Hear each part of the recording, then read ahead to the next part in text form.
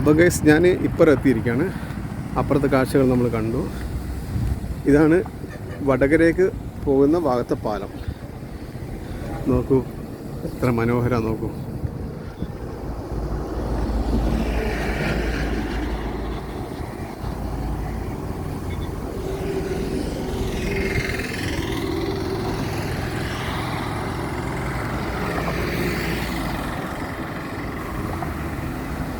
ഈ പാലം കാണുമ്പോൾ സത്യത്തിൽ വല്ലാത്തൊരു സങ്കടം തോന്നുന്നു കേട്ടോ. ആളൊഴിഞ്ഞ വീട് പോലെ ഈ പാലം ഇങ്ങനെ നിൽക്കുകയാണ്.